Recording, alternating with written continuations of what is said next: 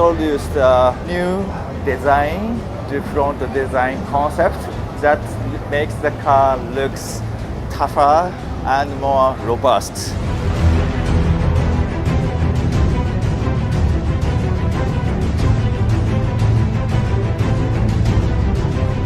The new Strada, our engineers do a lot of improvements on it. Unahin ko na suspension.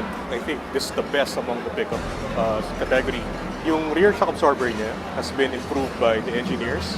So compression, damping, talagang maganda yung ano niya, yung rate, yung tuning niya. Ang translation niya, hindi bouncy and ride. Parang SUV na siya na swabing.